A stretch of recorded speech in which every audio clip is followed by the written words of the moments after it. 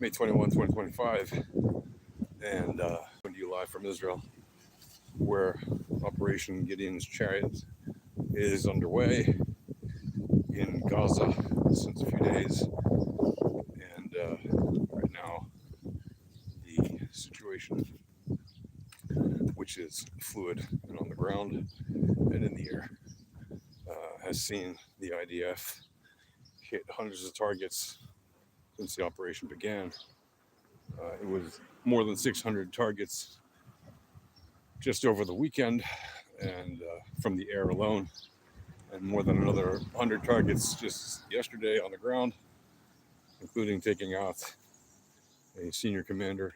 It was a day or two ago that special operations forces, special forces soldiers took out a leader of the Hamas in the Khan Yunis area and arrested his wife for questioning, and with her kids, obviously, just to keep them together.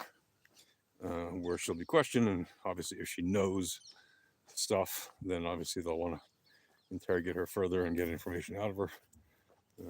She's complicit in any of the alleged terrible things that he was doing or knew about, and obviously they'd want to, keep her for further questioning, and who knows if she's involved in any other way. But typically, what happens is spouses of really bad guys, even if they know something, if they're not actually involved, then what happens is they get interrogated for a while. The interrogators know how to find out what they actually do and don't know by cross-referencing and double checking and all that kind of stuff. Usually they're pretty good at finding out what they know and don't know, and usually spouses who are not involved, usually spouses are not involved actually, and they usually get obviously then released right away once that process is over. So it's unlikely that she or her children would be kept for a long period of time unless they happen to know something, and they need to be kept for some time until they can be released without potentially being a threat in that moment with whatever information they might know pertinent to that time. So anyway, the special forces, apparently some of them got dressed up as women even, and special operations, they wore all kinds of disguises and stuff, and they had, I think one of them was hiding inside of something that looked like a cooler or a refrigerator or something like that, and they went in, and I think they even took public transportation, because yes, there's public transportation in Gaza still operating, right? And they carried out their plan, their mission, and did it very quickly and effectively. It's kind of amazing what they did. There are a number of news videos, etc., or videos by content creators online that you can watch about the actual operation that goes into great detail. But there are a lot of operations like this happening right now. That's just one that got out into the news. Obviously, many, if not most, of the operations, certainly by special operators, you're not going to hear about because they don't get news coverage usually. And that's, they do things in secret. That's the whole point. Or if you do find out about it, it's usually well after the fact. But right now, Israel is in a very special circumstance in terms of warfare, in that for the first time in a very long time, it does not have its hands tied behind its back, so to speak, by the US government or any other outside political pressure, at least for now.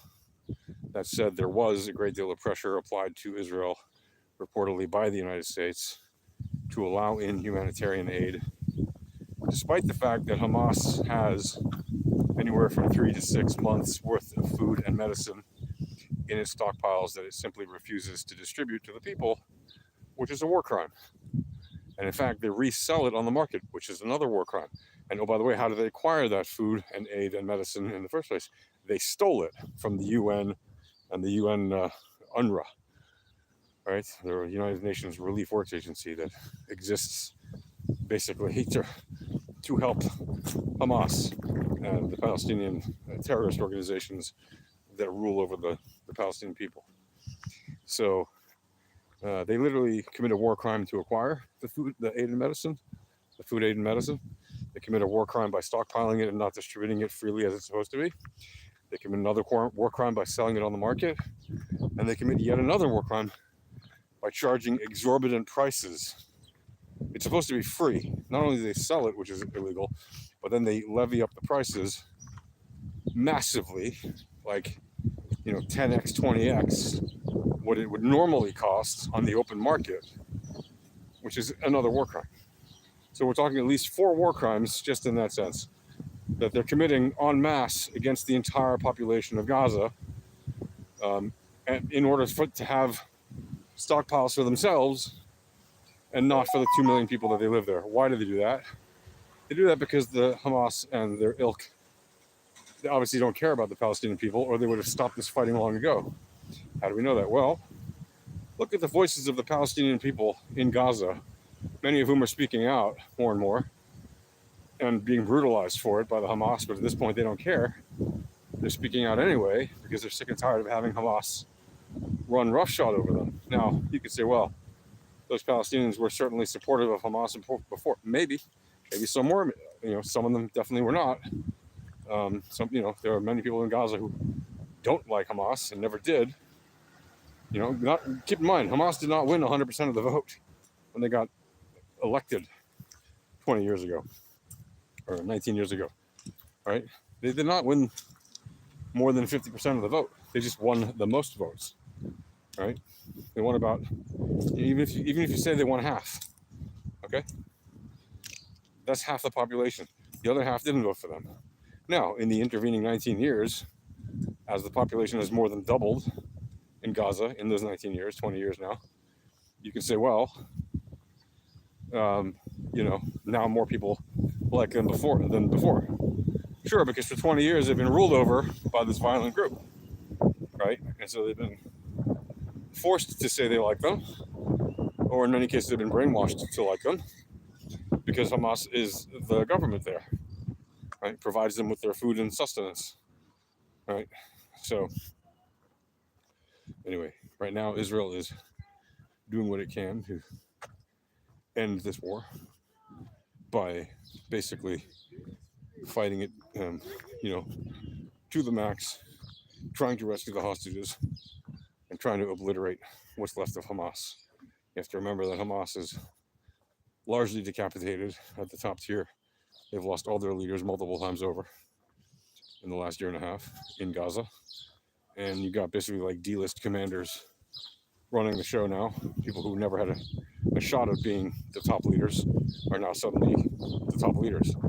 And many of the lower ranking people have also, been eliminated. And many of the new recruits are still quite green. So it's a tough fight. It's not easy.